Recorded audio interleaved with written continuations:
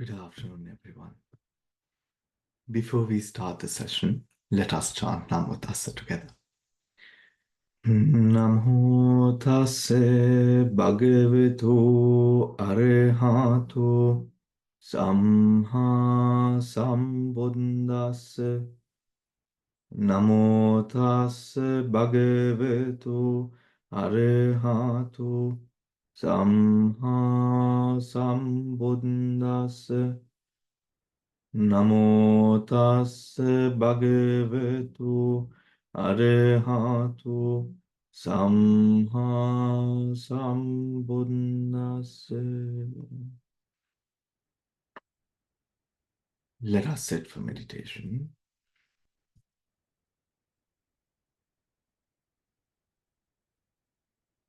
As we come into a relaxed position,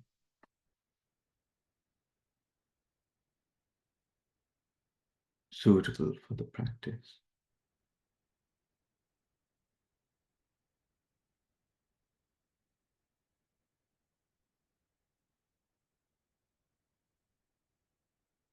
With your back supported,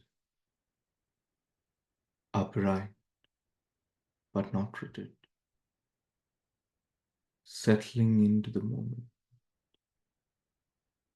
through the body, bringing the mind to the present.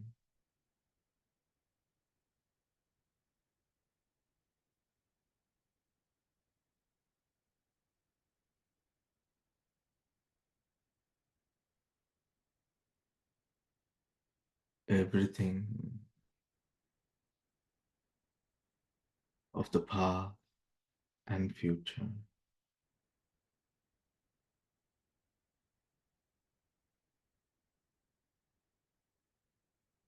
to gently slide away as the mind becomes alert upon the present with letting go, allowing states to arise and cease.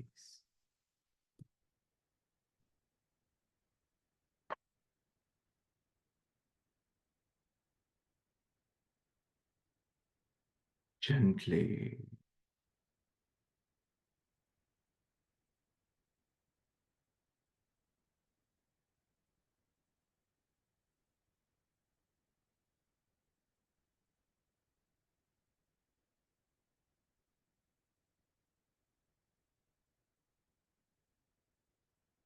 with every moment,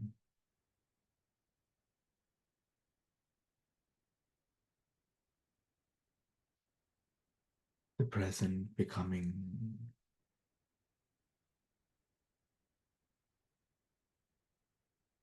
more and more accurate as we let go of view, judgment,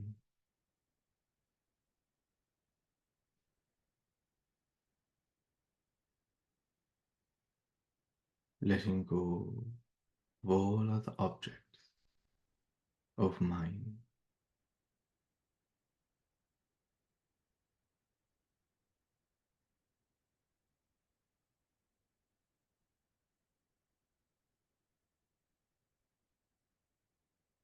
guiding your attention down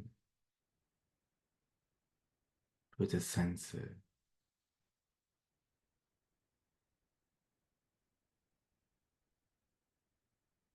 the body,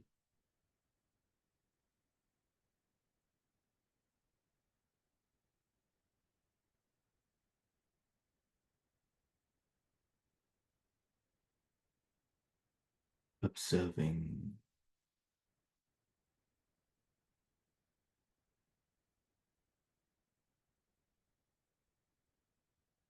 tactile objects, anything that is touched, felt across the body,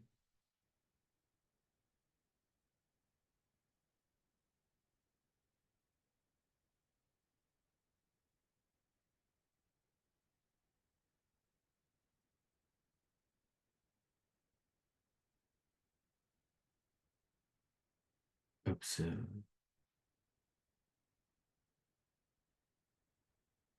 the sensation, touch, felt at the body base. Ramana, tactile object.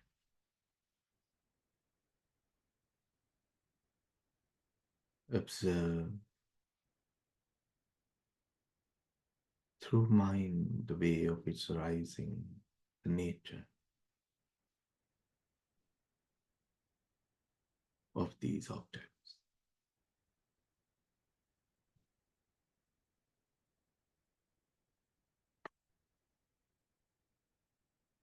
Gently,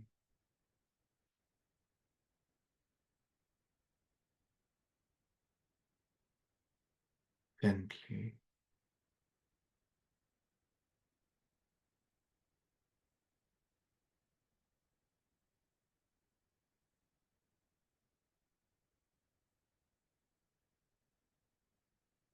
gently, allowing all that arises to cease in its own time.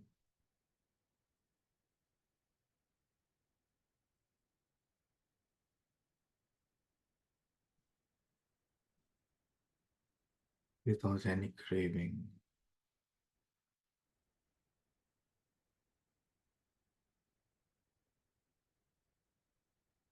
reducing whatever craving there might be,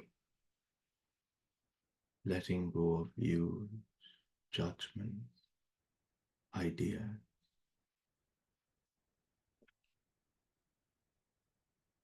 letting go of all thought with regards to the future,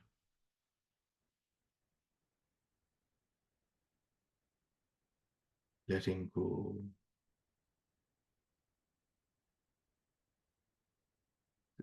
of the idea that there is a future entirely,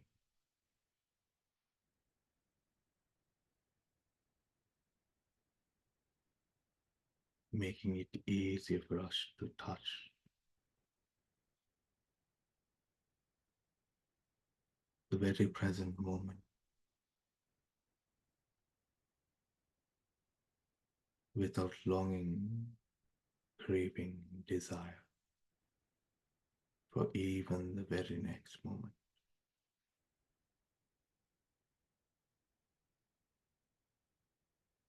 Being absolutely still,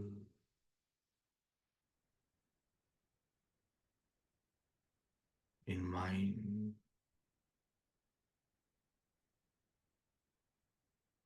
every formation that arises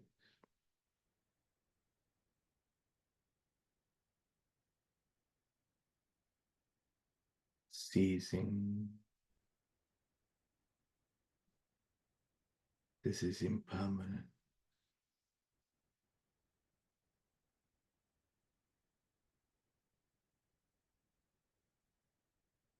As a formation arises, it creates ripples of change all across.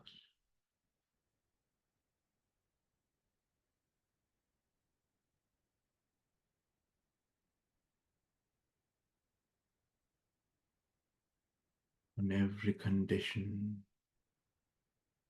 there's a reaction.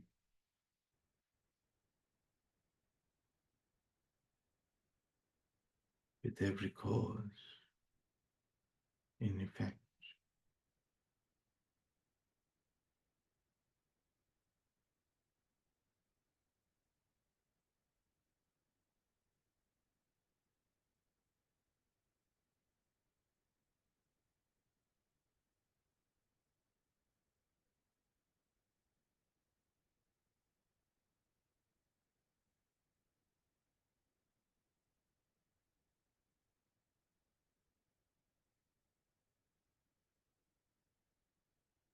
From every gross materiality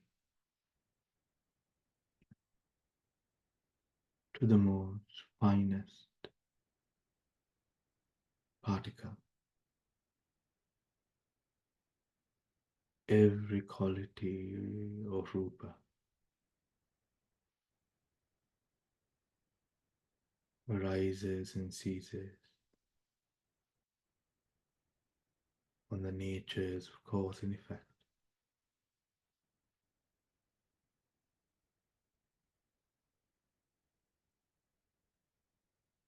Seeing that all moments impinging upon the body base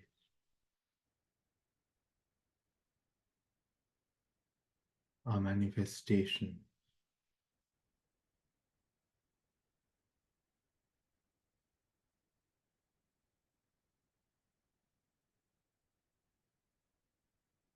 of cause and effect, creating sudden, constant change.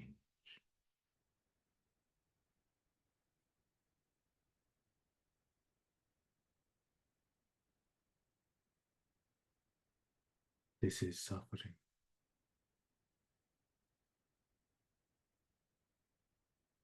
Dukkha, the truth of suffering. Dukkha Satcha.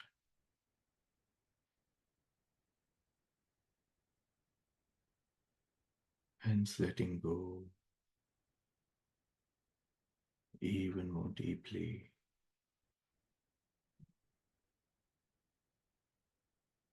allowing you to see the whole body made up of vibrations,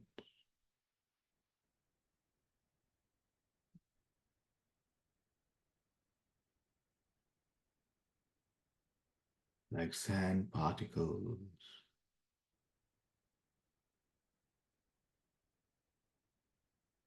rising and ceasing, rising and ceasing.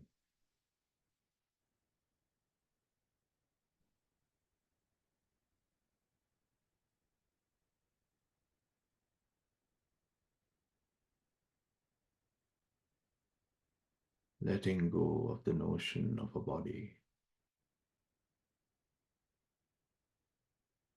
to come into a deeper state of awareness over the present.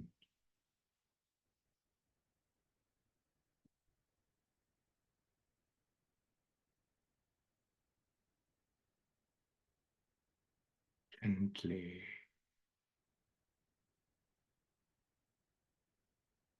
gently,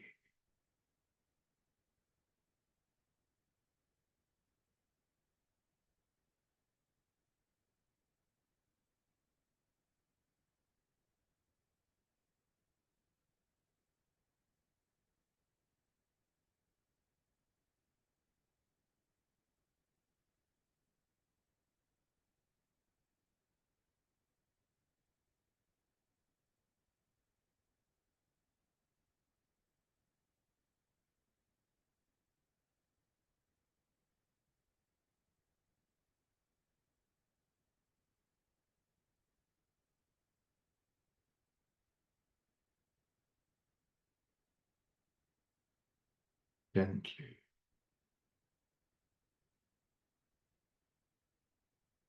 gently.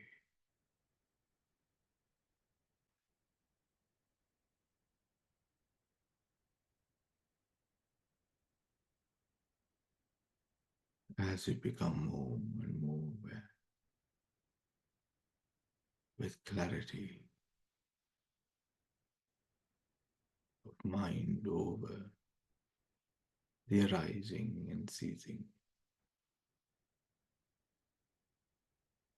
occurring in this moment.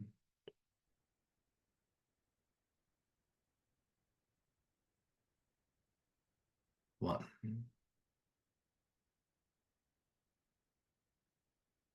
only one tactile object each moment.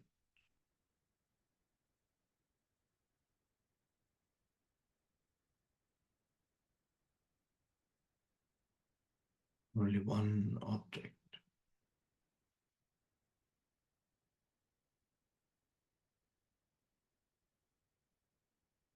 thoughts taken by the mind at a time.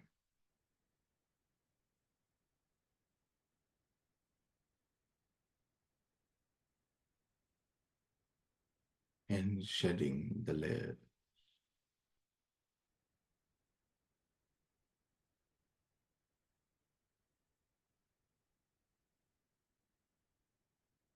You see a deeper truth within this moment.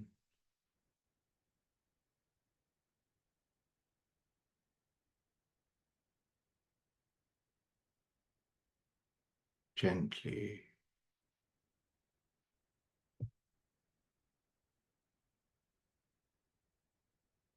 gently,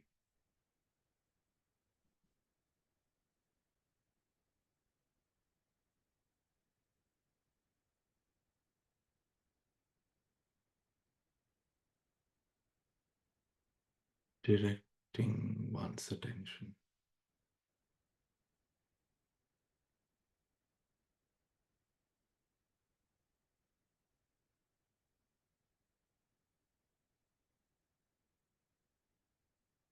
from the object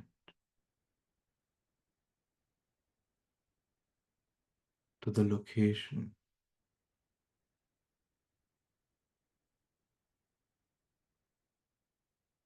the body base where the object impinges,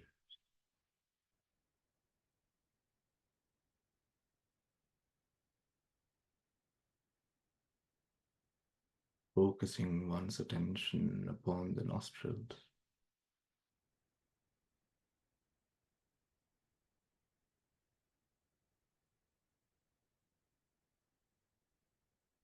Simply observe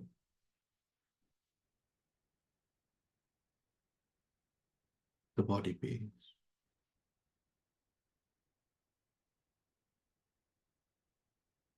which takes object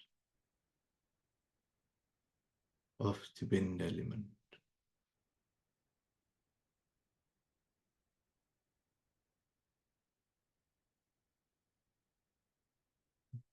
guiding your attention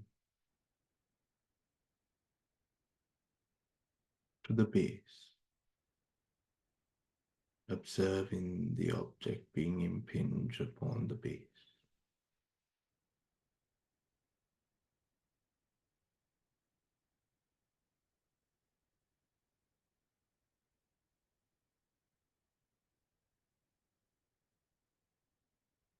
Like when a drum is struck.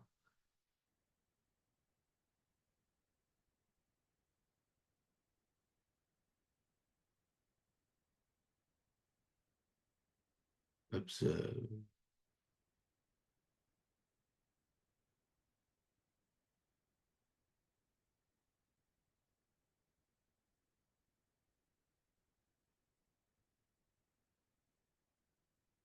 observe the impingement of object.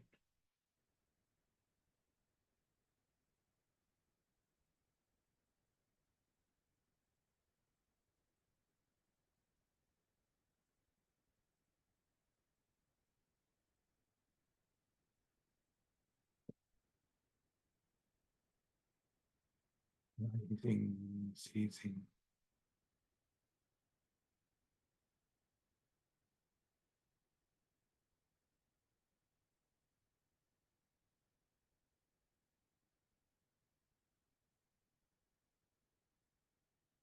Rising, ceasing.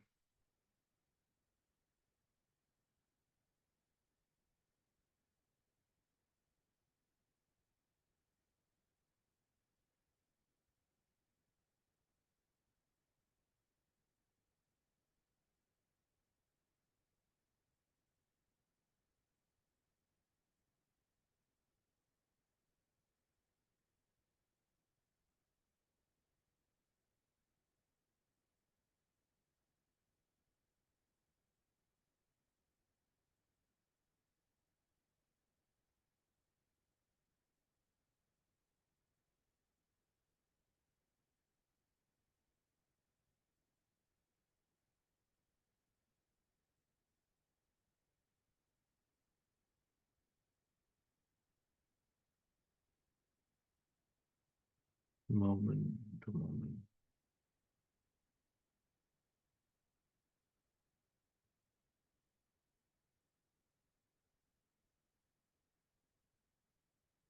With the calming of the mind,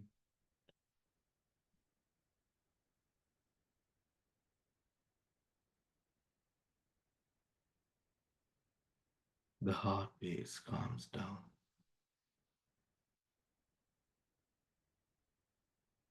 Breathing calms down.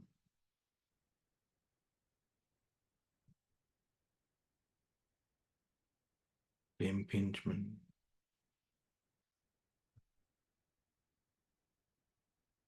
air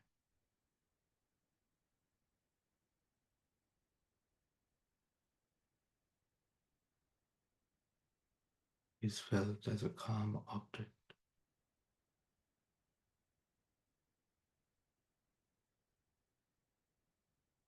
See the arising and ceasing.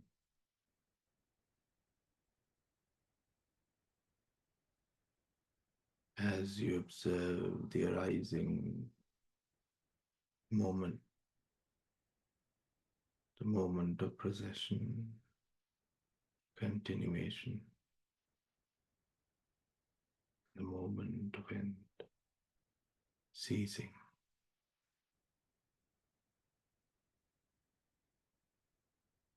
Gently,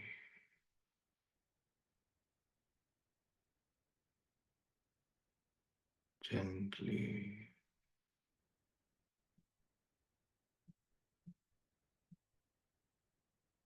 gently.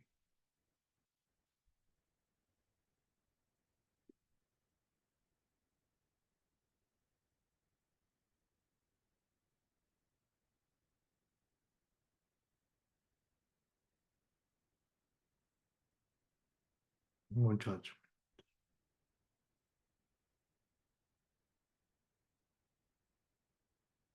Letting go of any other object as one brings one's attention to one pointedness.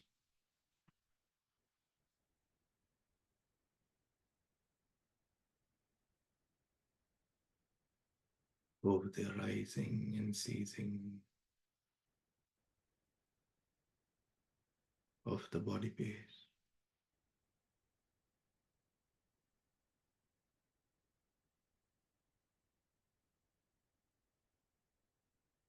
Sensitive to touch object.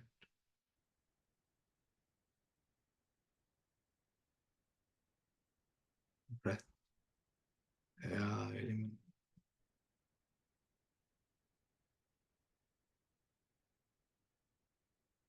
Observe, observe.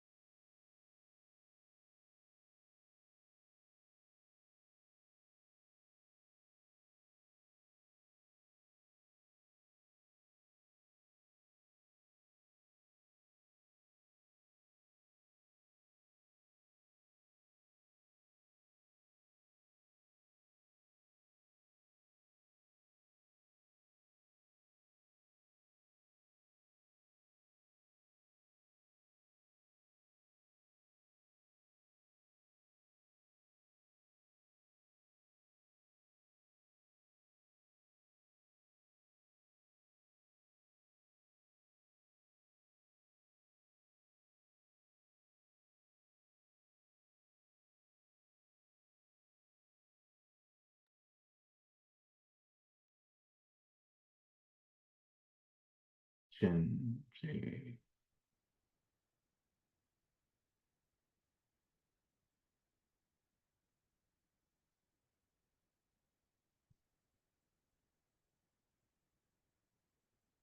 balancing the faculty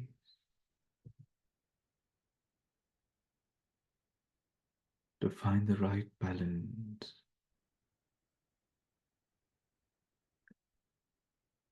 in being with the object without swaying the mind with emotion or ancillary thought. Letting go, letting go,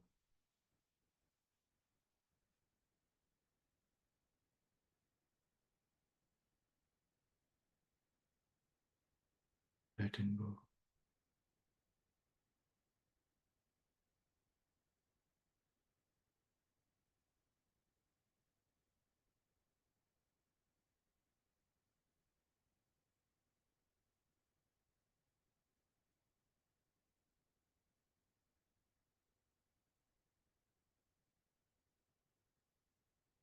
Moving on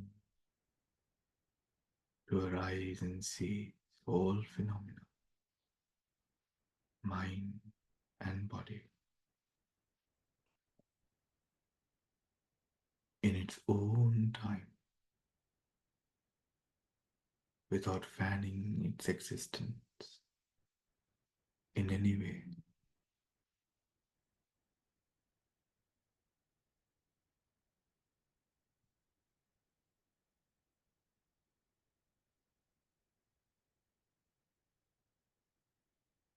To find that in this moment,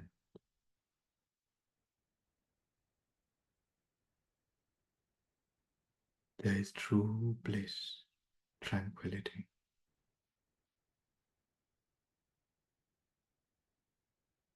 sublime,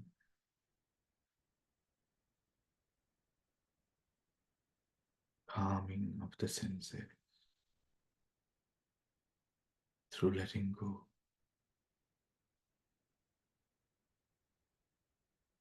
seeing impermanent the nature of suffering,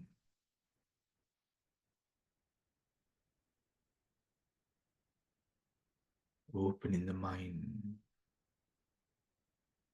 to the cause and effect nature,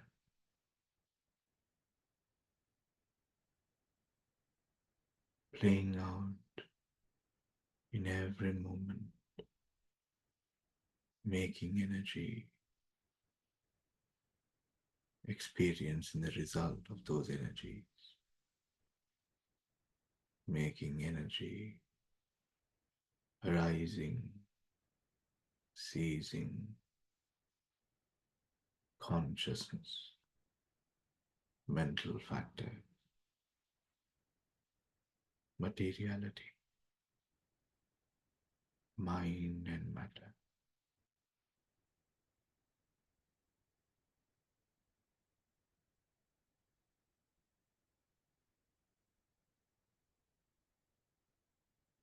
Founded upon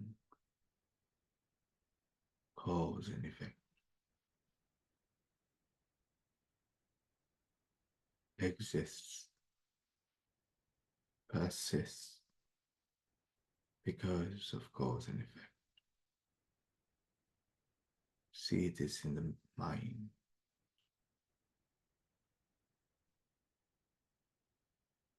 as you observe their element impinging upon the body base.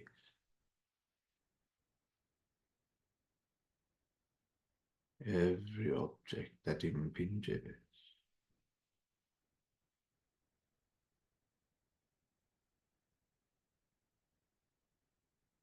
non-self, when there is no craving, there are no further energies created upon every impingement.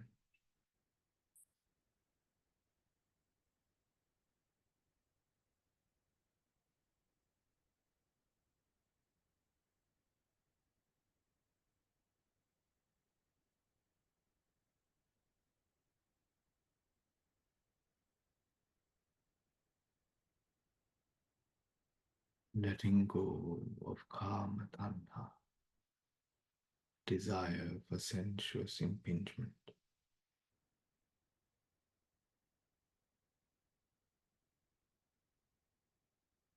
Let go of bhava tanha, the need to know and inquire of the future. Becoming, becoming.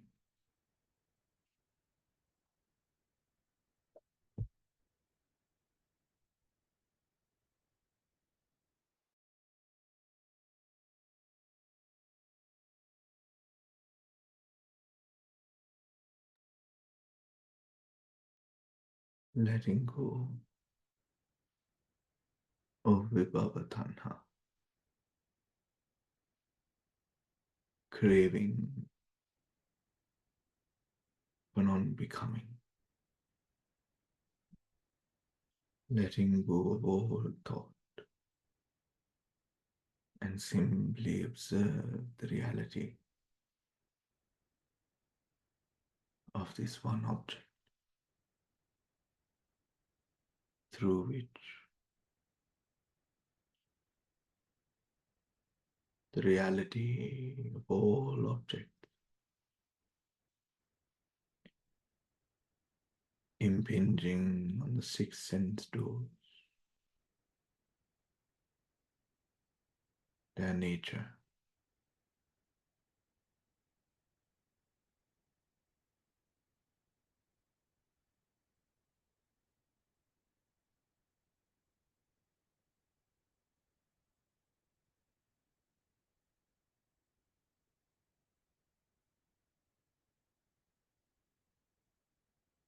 will come to light with the fading away of all hindrances.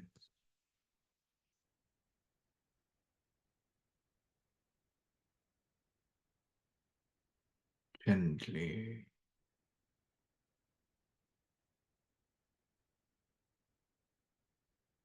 gently,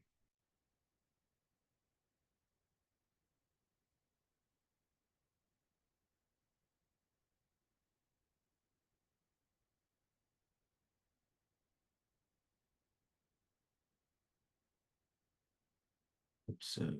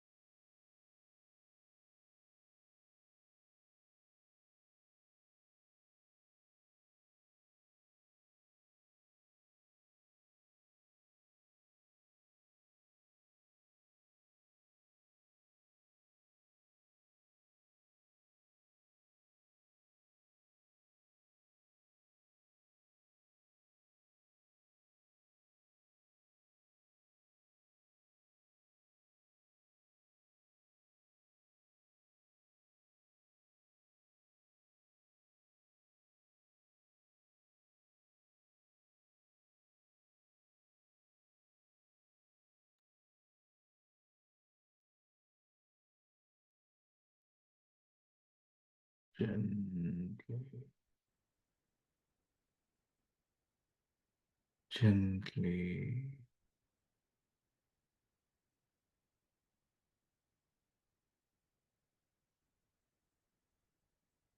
within the present.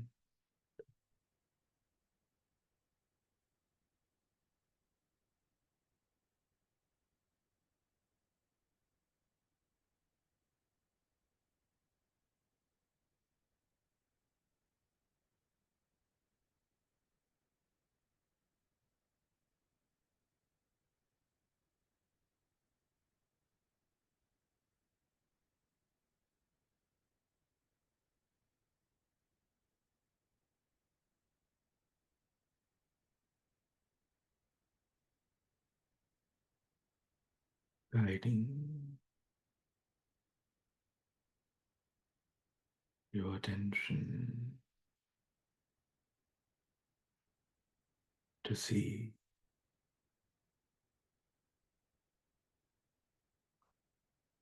the cause and effect nature unfolding in this very moment. How from moment to moment the cause and effect nature apply. How it can be experienced. Observe.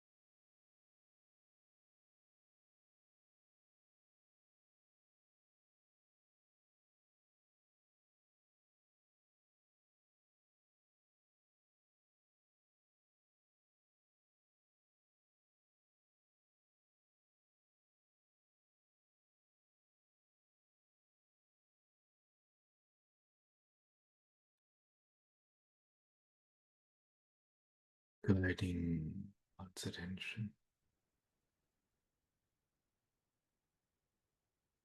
to gently reflect upon this meditation experience.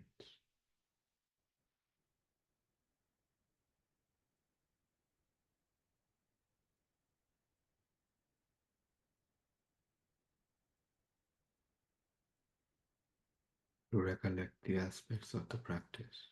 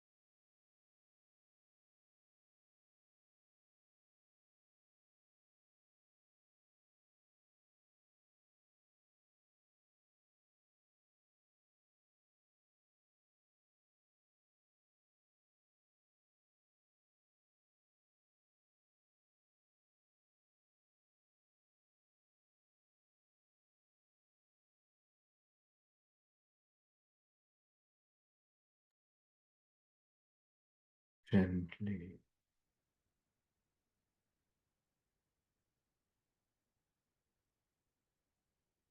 whilst noting the experiences that we've had.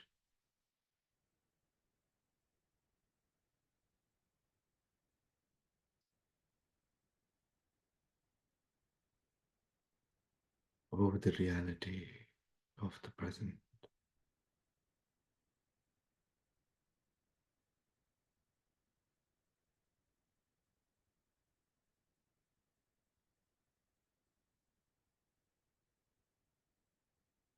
Coming to know the universality just as much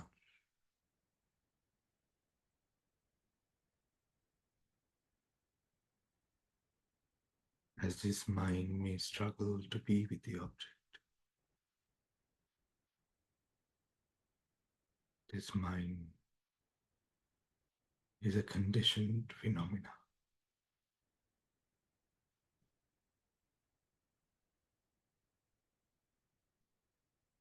The right efforts of this moment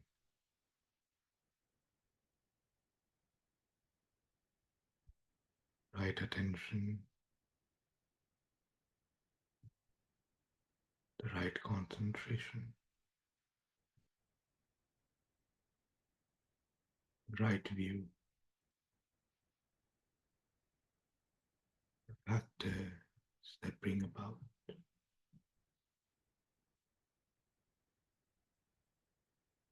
a strong experience of reality.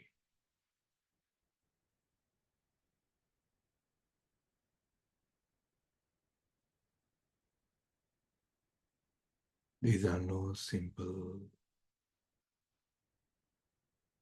elements.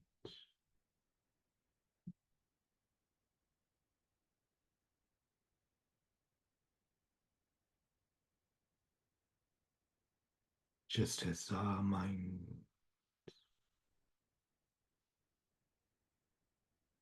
over time being trained in the practice.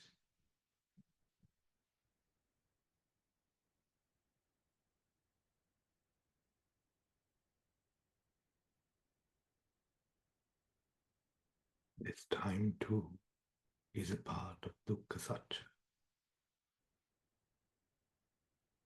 the nature of suffering.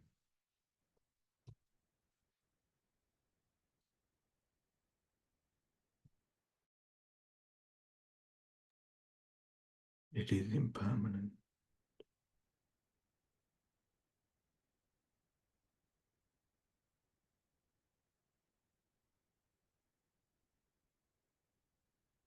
It unfolds upon the nature of cause and effect, ripple of causes and effects.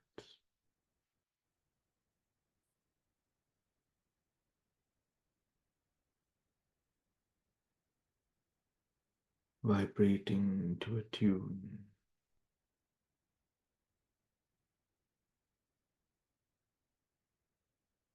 of your life force,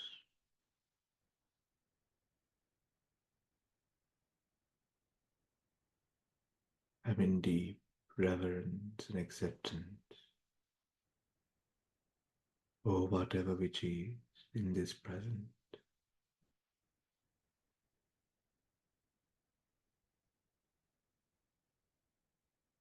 Bringing about acceptance,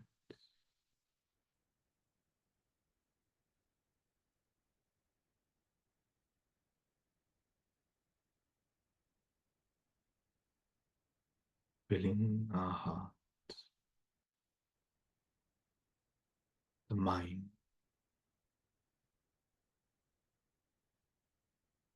taking objects as they really are.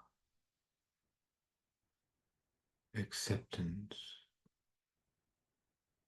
over their true nature.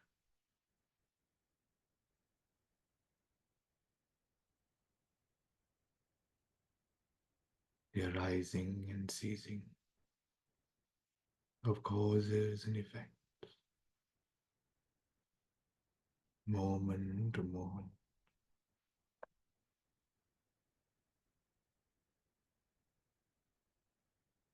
The mind grows resilient,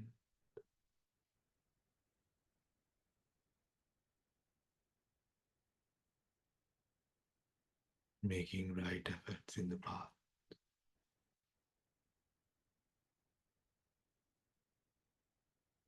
with deep loving kindness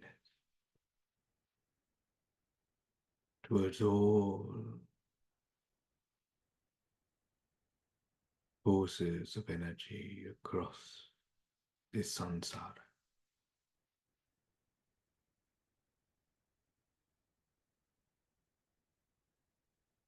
manifesting as human,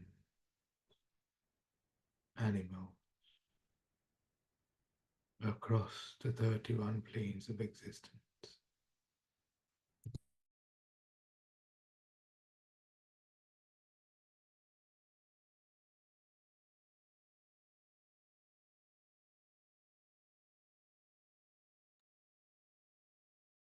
May all conditioned beings, may all beings conditioned,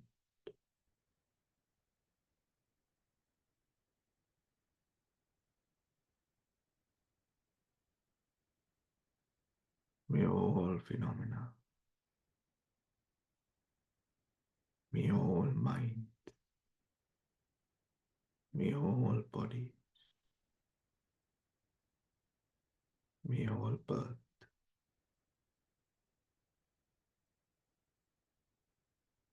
may all becoming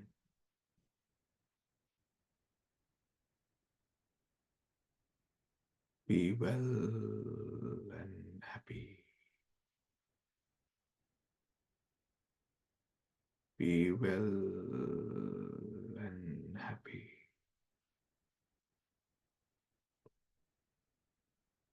be well and happy.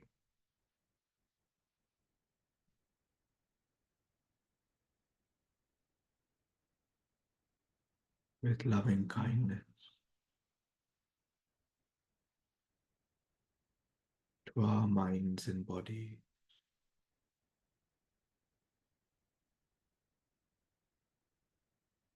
accepting these elements as they are,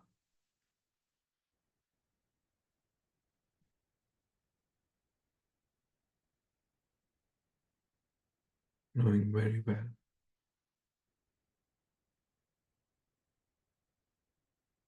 the present condition,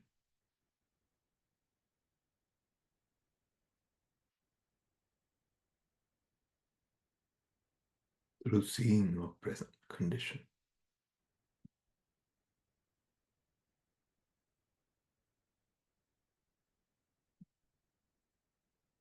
Learn to let go of all conditioned Dhamma.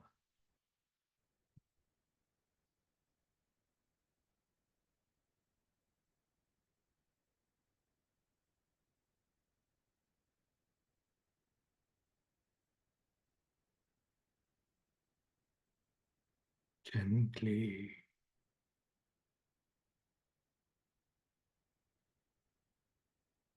gently,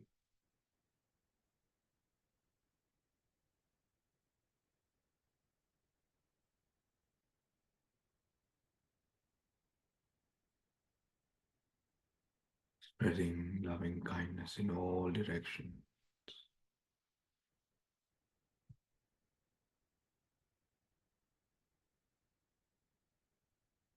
When there are no hindrances in mind, acceptance of all phenomena, the mind becomes unbiased,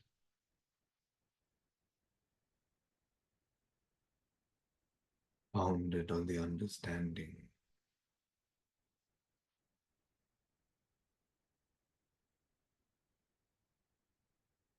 of the flow of causes and effects in each moment.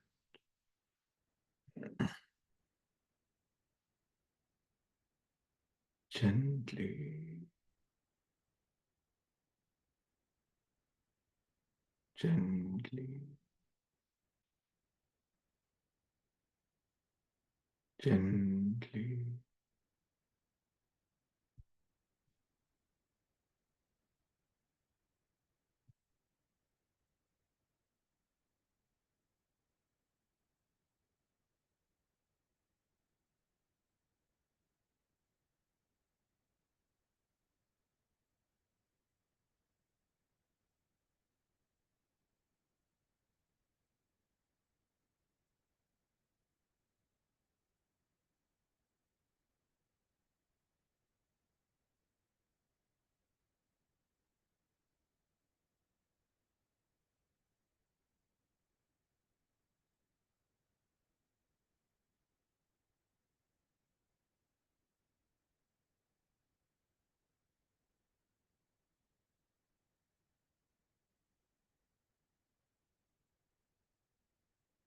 with every mind filled with acceptance and loving kindness, internal and external.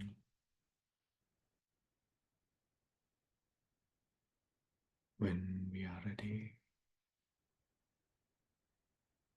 sadhu,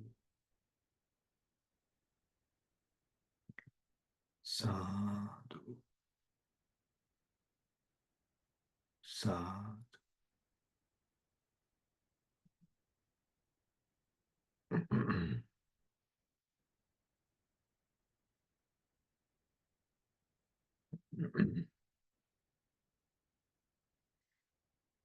All right, everyone.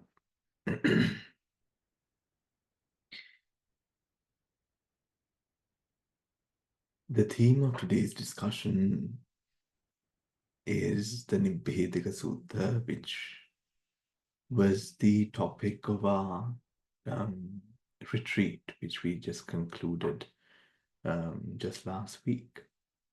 And I thought on the first Sunday class following the retreat, I will highlight certain learnings that unfolded, teachings, discussions that unfolded through that retreat time, and make this an occasion to speak to you on the sutra as well.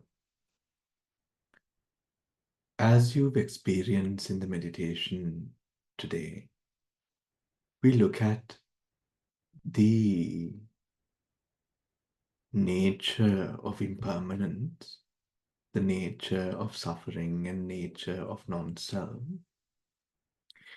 in a very specific manner today, where we bring our usual attention, which might be upon the breath, which is the object that impinges upon, knocks against the tip of the nostrils.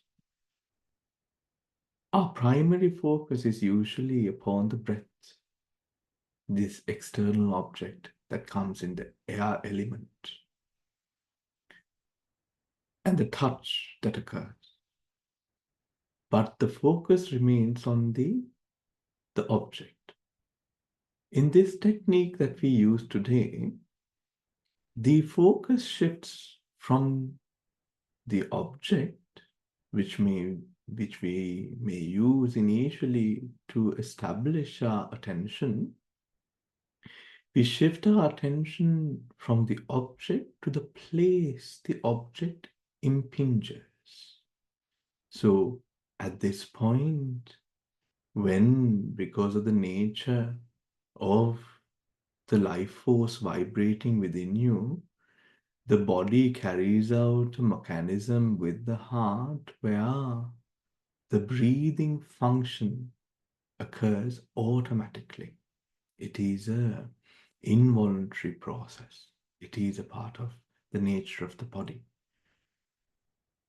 Allowing or bringing the mind from awareness over the object to the place the object impinges gives practitioners the ability to focus now directly upon the body base, where all tactile object is taken in the body object. So when there is any form of touch, this touch would be felt upon the body base. The body base is only sensitive towards tactile object, just so that the eye base is only sensitive towards light and objects carried through that light. The ear base is sensitive towards sound vibrations, frequencies. It can only be sensitive towards that. Hence, when we see an object through the culmination of all of the six senses, the object that we have in the end in our hands is quite a large object, a heavy object, isn't it, everyone? Because to form and put all of these pieces together we put, of course, our likes and dislikes comes into question. Where we like or we are comfortable with this specific attribute that is found within the object. These are views that comes into the equation. When there is comfort seeking, there is a sense of mana, we say, which is this, the English translation would be conceit. But I would say the word conceit is a little bit too harsh to see the subtlety of this level, because this is where this conceit, mana, this word, Pali word mana, is the assumption of a self. So whether you assume yourself within the object that is impinged. So if, for example, the tea has 2 spoons of sugar, the self would be a standard guide to say, is it closer to my usual number of spoons or is it further away? Depending on whatever these factors are, or even more factors, who made the cup of tea for you? Sometimes those also comes into consideration, the type of day it is.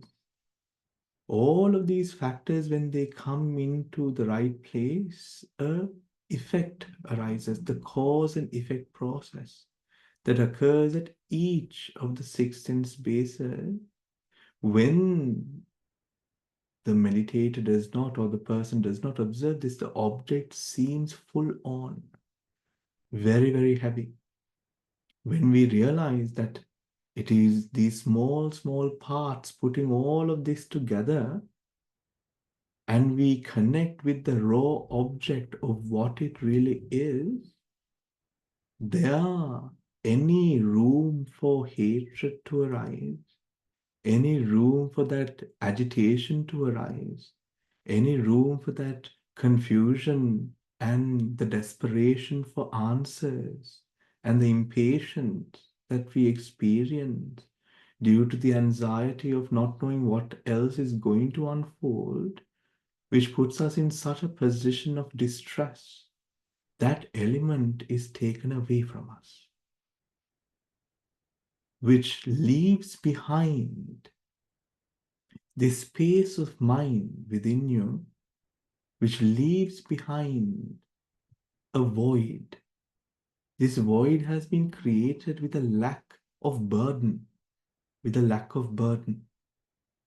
This void is still very fresh to you because it might be difficult to completely relate with it at first. You can experience peace, but do I want to live in 100% peace all the time? So up until the meditator goes through their own experience of saying, this is the peace, or up until that peace becomes something that you want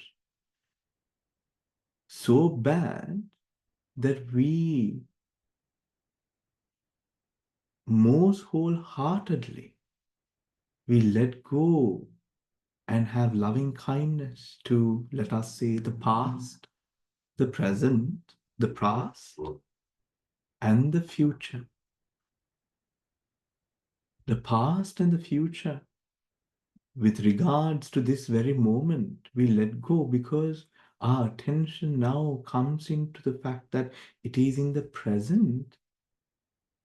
When the past and future is held on to by clinging and craving, that is where this suffering gets to me. But when I'm in this present moment, where those pressures do not come to me, I'm in a place of stillness that I never experience anywhere else. But the meditator, the person individually goes on their journey with this Dhamma now, maybe convincing one to take on more time of practice or more reflection. the sati element, the awareness, now, let us say, pushes you in a very peaceful and non-agitating manner to allowing this whole Dhamma practice and vision to move into all parts of your life. When you see things, these things could be positive or negative. When you see things, they can be construed as positive or negative. When they are construed so, now the person understands initially, I thought the object was so. The object, entirely the object. But here, when you bring the mind to not the object, the external object, but the internal mind, which puts all of this together for us, there you realize the mind here has more power than the external stimuli. Up until we are confident through these little trickle drops, these dewdrops that collect and collect into filling a cup full of water, droplet by droplet, the practitioner draws inspiration from these insights that occur as we observe, as we direct our attention into the way that things, not in the way that the Buddha says so, or some other teacher says so, or I say so, but you are experiencing by yourself through your own effort that portion of reality that the mind is able to open itself towards. Through daily practice, this will motivate you to meditate and pursue it more. A good growth strategy, if we say, of the Goenka tradition is where in Goenkaji's tradition, in order to establish a center in whatever part of the world, you have to first have a group of meditators together. And they must do the meditation practice ardently. When they have established a very good practice, then they are able to start, let us say, a Goenka center then. Without local support, there is no center, cannot be established. The second part is all meditators who come in has to go through a 10-day silent retreat. This is mandatory and you cannot stop in the middle of the retreat. You have to go through the whole retreat, after which you are considered an old student. This motivates the meditators to keep to the ardent retreat schedule. And when the mind shifts from, let us say, the busy, frantic life that we live in into this silence, absolute noble silence, you realize that a lot of what we hold regarding the world is held within the network and the ties of our mind. When we are in the present or able to focus upon the present, all of these nuanced thoughts, which keeps this network strong, with clouds are seeing our vision of the future or of this very moment.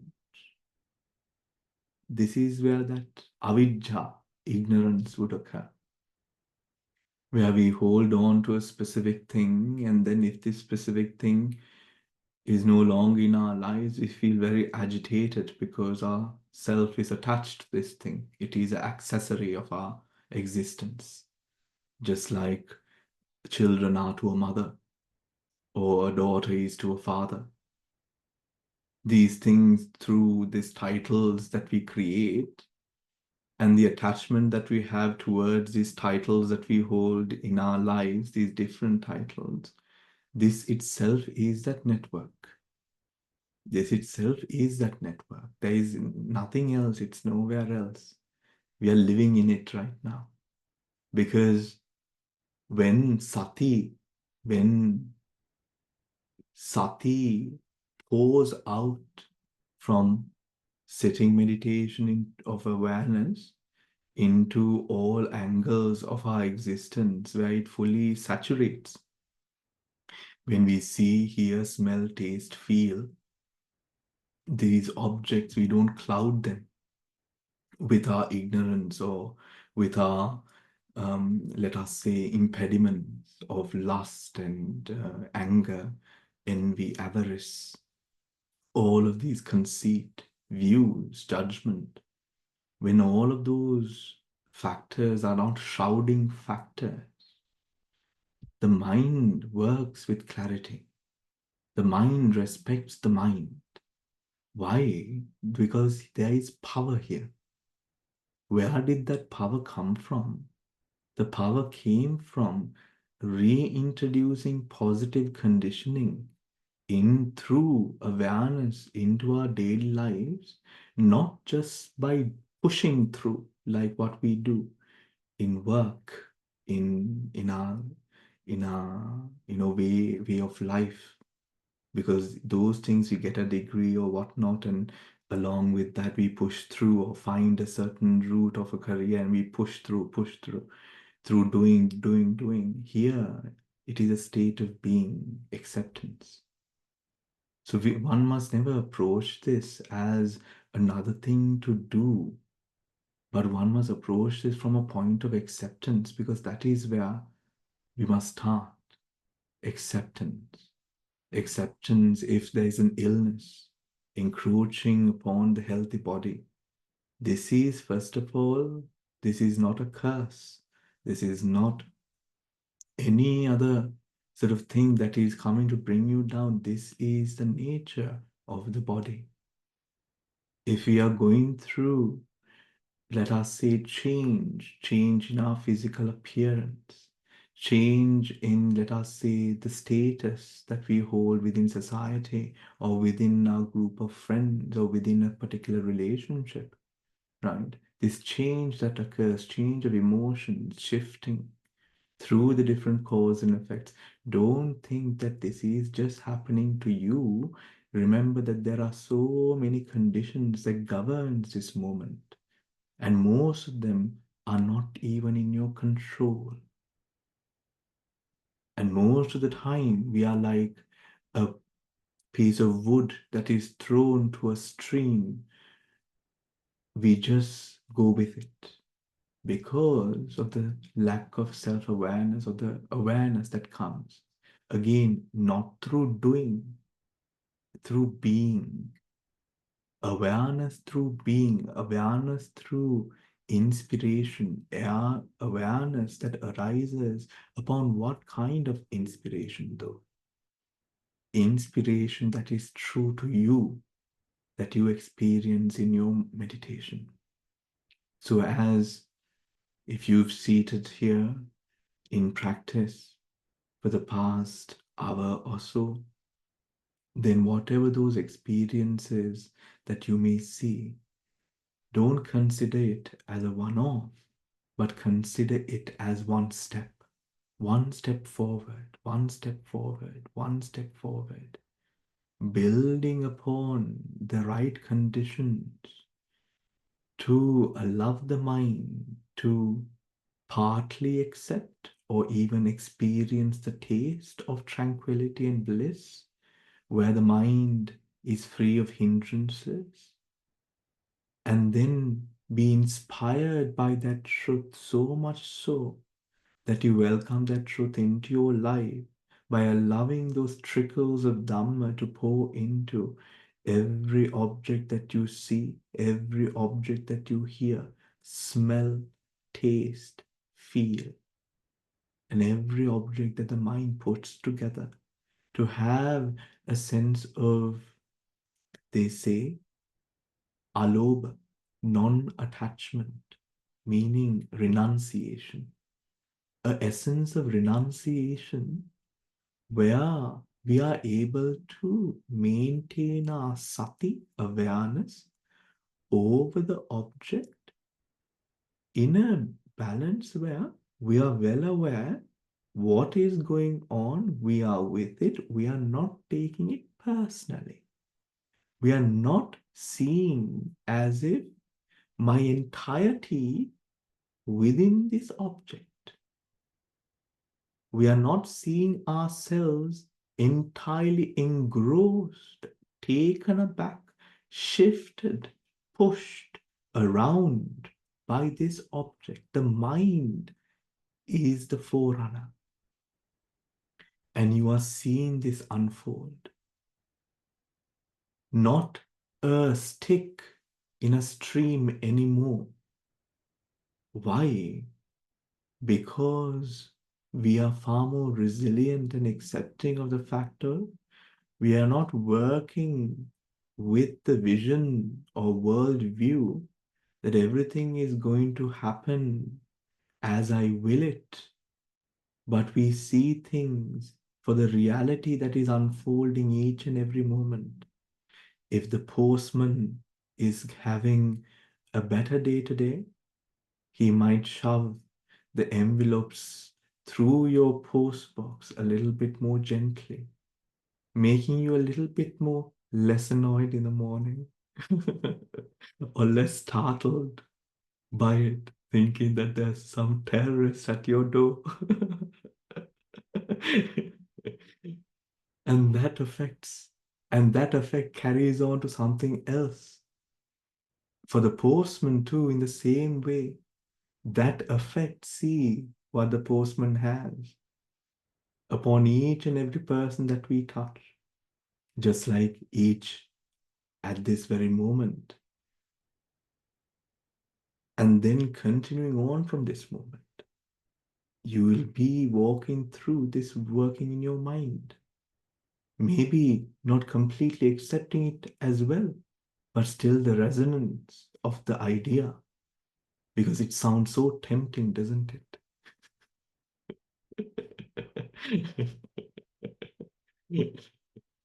And that is where that change starts to occur.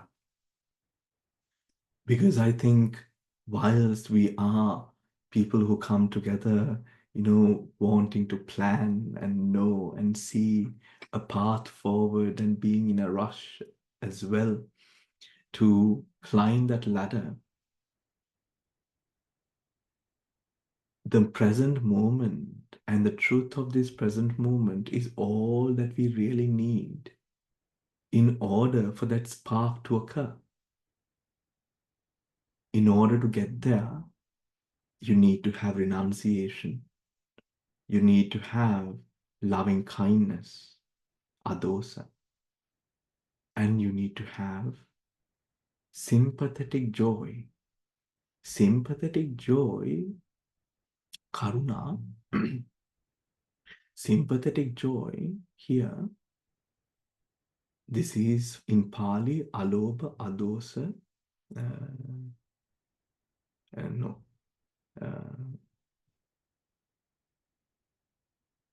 The three types of good thought, samma sankappa, right thought, right? It is loving kindness, nekkhamma sankappa, avihimsa sankappa, avyapada sankappa.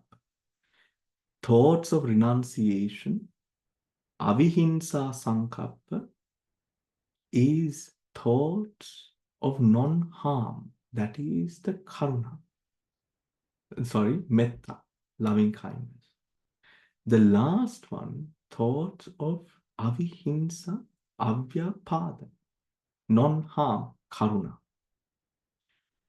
Every object, when this is working correctly with the right balance, the state of mind can be checked by these three elements. Just check on it. Which is, does it have the touch or essence of renunciation? Where It is as if you can pick up a glass of water and you can keep it down anytime. There is no attachment to the glass where you can't let it go. You have a glass in your hand and you are well aware the glass is there to deliver water into your mouth. You are not deluded by this glass of water. This glass of water does not overwhelm or overtake the mind or senses because a glass of water is a glass of water. Because that is where the glass of water has no greater power over the mind. So when that trickles down into the present, when something goes wrong, if a certain project does not happen, or a certain individual who was supposed to say something good to you does not say something good to you, or something fails, remember that failure is not completely and entirely yours because there is no you. It is a hallucination of mind which creates this idea that you are doing all of these things, but no, it is the culmination of the right conditions. For this, the energies of other people who are delivering or contributing to this object matters. The environment where this object is matters. The factors affecting that environment, the wide environmental factors come into question. This simulation that we find ourselves within is exactly a simulation which arises through the six sense doors, creating constant impingement. When the object becomes overwhelmed, we cannot see this reality. Hence, the mind comes into a position of being inspired by this truth that you see through your own meditation to implement it into your daily lives, where when you see a person, or let us say you hear something that is negative, you see right through it where it is coming from, not part of it that is comfortable through you. You see right through it because you're not concerned about the egocentric story of this opinionated, or this view, this mind with this particular view has to manifest. That is not what your goal is. Your goal is seeing reality, seeing truth. And to see that truth, you have to let go of our own self-view and be open to the possibility. Open to the possibility. However, all of this happens upon the balance of five factors, everyone. Right? Five factors, because we know why we have all these three types of thought, very specific. This is to protect the practitioner from not going into territories that one cannot fathom. Where am I? So the Buddha offers this guidance and say, look at your own mind and see where you are. And within this mind, this moment, and your need or your attraction, connection, relation to this particular moment of bliss, tranquility, of not running behind future objects, lies upon the balancing of five factors, which we refer to as the five faculties. The first is Shraddha, faith. This faith is not the usual tense of faith that we might understand through the Abrahamic descriptions of faith. This faith is founded upon true experience, meaning faith towards the practice, not someone else's practice, but your practice of this moment. The practice where we are able to see through our Dhamma. So when you see the practice working, where does it go down to the credit? It goes to the Dhamma. The Dhamma is the teachings, isn't it? The map. If you find one treasure, you know, oh, the map is telling the truth. It shows the truth. It shows me exactly where the treasure is. So you have more faith in the Dhamma. So when you have these insights occurring, then just like a treasure hunt in a way, and you developing deeper and deeper Shraddha, faith, this faith comes through true experience. So this faith is concerning how the true experience inspires faith in the practice that we are undergoing.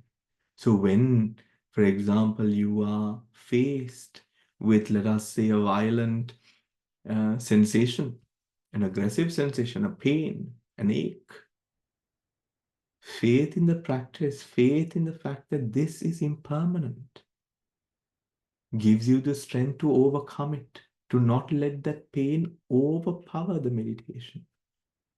But how does that faith in impermanence grow?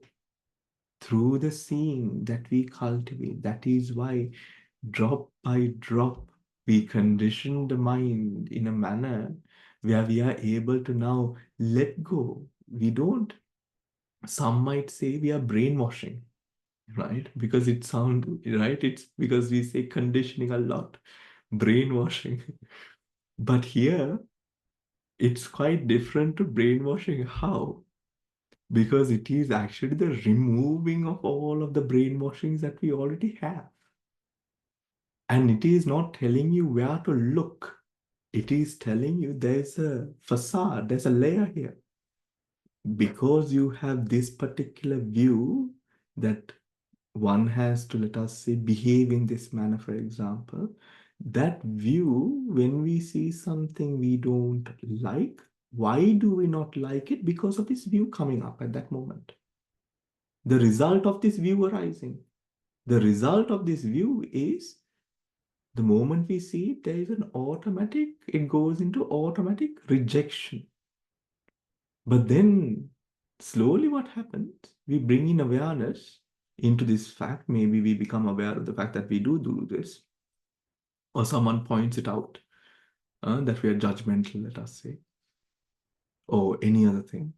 And then we look at this in a manner where we untangle, we get rid of the factors that first brainwashed us in the first place, and opens the mind to the place where the mind itself is able to see what is truly here.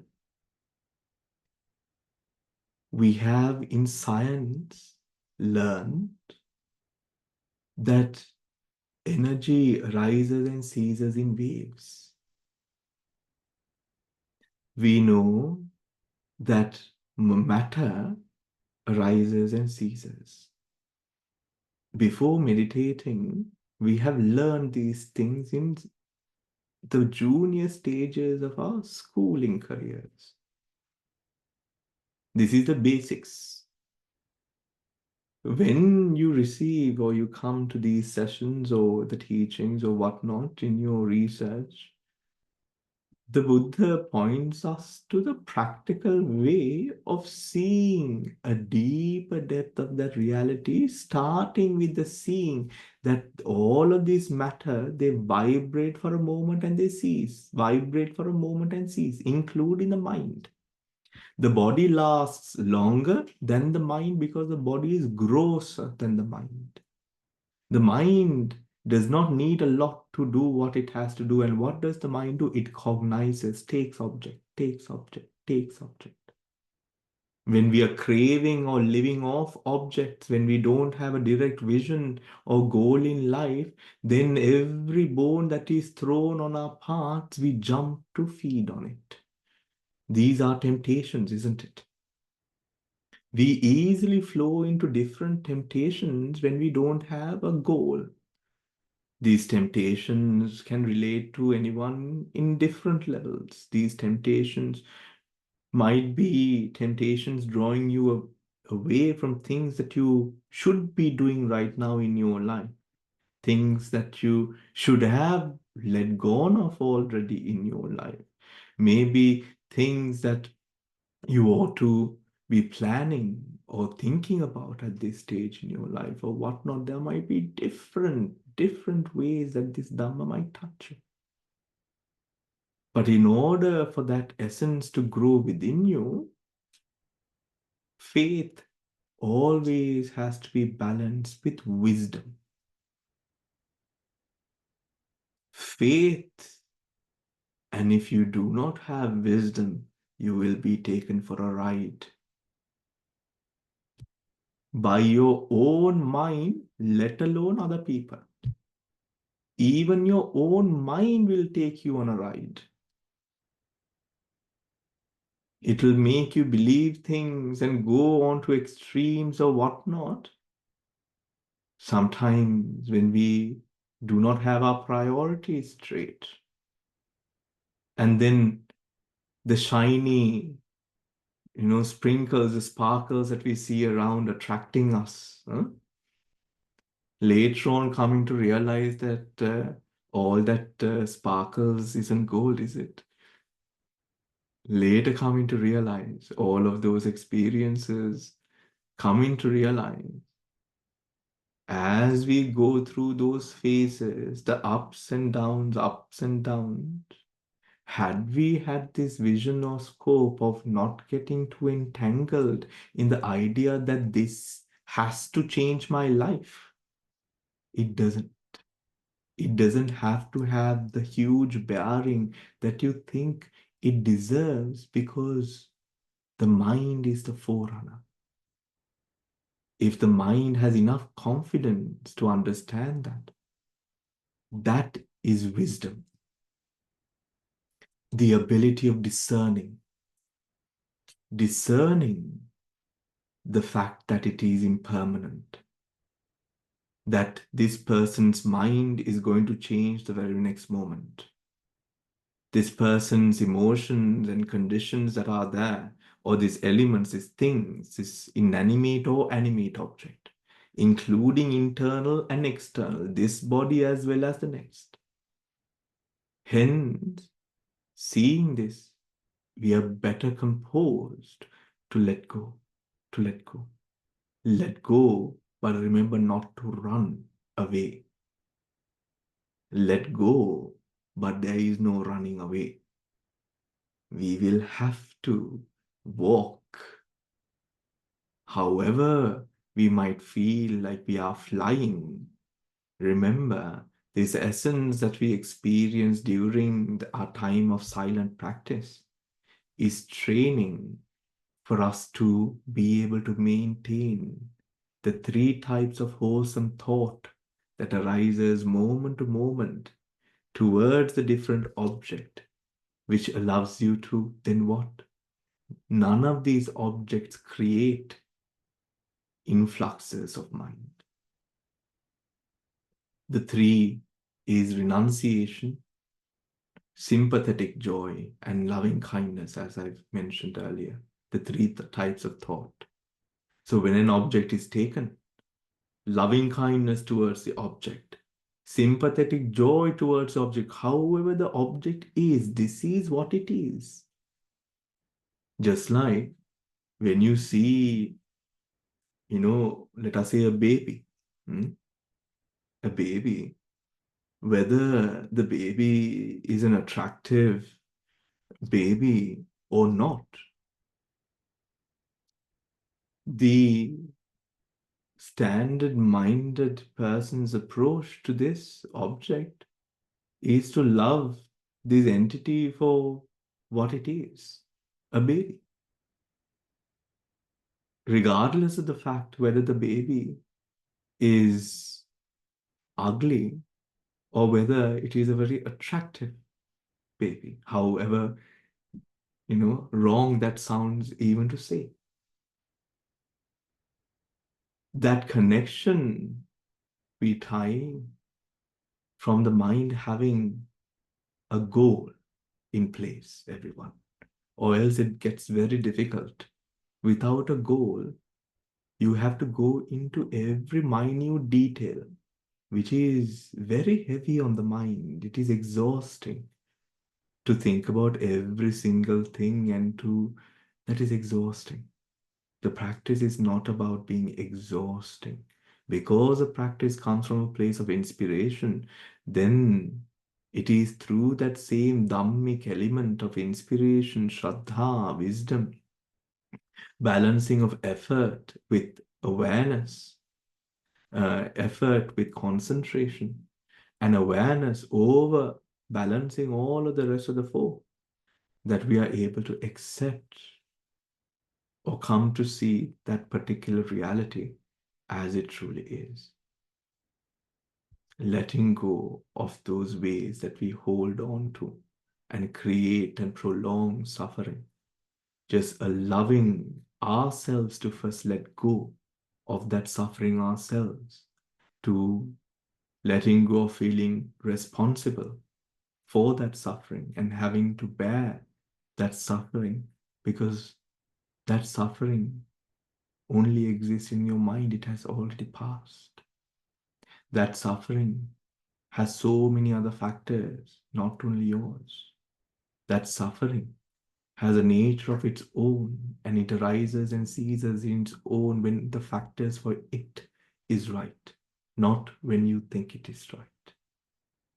When we step out of this egocentric hallucination or simulation that we find ourselves in, and we just press the pause button for a moment, and we realize most of the things that I have created, these networks or strings attached to my life, these strings are just the networks that I've created in my mind to make sense of this place. But the Dhamma and the vision that comes when you have, let us say, the ultimate peace in mind, Nibbana, right? The quenching of all quenching, the putting out of the final flame, the quietening of all sound, right? Where there is no aggression, because there is nothing that truly inspires or warrants that reaction, because of the wisdom and awareness that you are cultivating in your daily life. This ultimate peace becomes so much more important than momentary and short-term gratification that we bring into our lives through the different distractions that we welcome as short-term solutions to an impinging problem that has affected us through our time in samsara. The wanting, the becoming, craving for states, craving for desired positions, desired conditions around us. If my children were like this, if my partners were like this, if my neighbors were like this, if my family was like this, if the country, the president, the prime minister, if all of these things were like this and this and this and this and this layers and layers and layers and layers of reason why you're not tapping into peace. When you realize that under this, just like when you're doing laundry and your phone is buried under the laundry, you push all the laundry aside and you first allow yourself to taste this, see the phone, oh, it's there, at least to feel it. And that we do in this moment when we attempt to let go. Gently, we get more and more comfortable in a state where the mind is doing nothing. We usually, our habitual tendency attracts us towards doing something, because that is what we do most of the time. So the mind is very comfortable in doing something. So when there is a guided meditation, it's far more easier for you because now someone else is telling you to do something. Exactly what you have to do, moment to moment. Exercising another control over you, in addition to the many other controls you have in your life.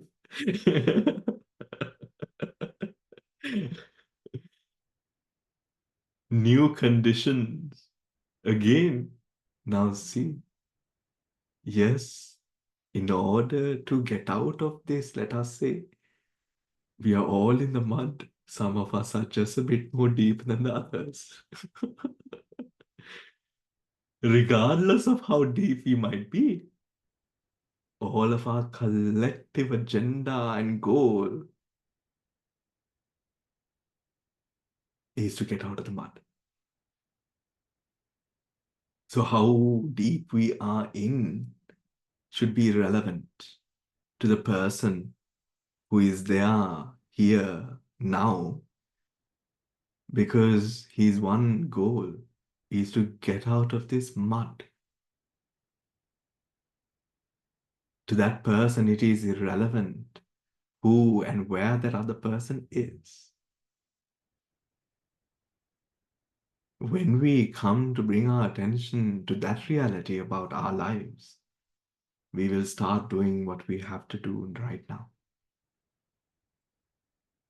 If it is that decision that you've been waiting to make, putting off, that addiction that you're still holding on to on an emotional excuse, or attachment to a specific thing or a feeling, whatever that instance in your life, regardless whether it is spiritual or not, in your mundane lives or not, this is life. And the Dhamma nature has to be seen through all aspects of that life. That is when we become the epitome of this Dhamma. That is when we start owning the Dhamma. The Dhamma is not someone else's asset that you're holding on to. It is your own asset now. You don't need to get gold from another person's mine. The gold you have in your own mind. That said, everyone, I'm going to leave you in that thought for today. And thank you. I know that a lot of you who are not with me at the retreat might have missed the classes. We are back now. And we are continuing with our sessions every Saturday. Every Sunday and the rest of the classes. We will be announcing the dates of our future retreat. We are currently looking for a suitable place as well in terms of where those retreats could be. Those retreats are quite important, everyone. Even if it is not this retreat, going on retreat and having that time away, and especially the benefit of it being a silent retreat is so invaluable. So invaluable to take some time away, to spend in reflection, to spend in letting go and cleansing ourselves. It is so important in this fast-paced world. Let us prioritize that at least once a year, or if you can, multiple times a year, right? Prioritizing that rest and going away, if that is an option that is available to you in your life. I'm going to leave you with those reflections for today, wishing you all the very best in your practice. Take care, everyone. There was some night.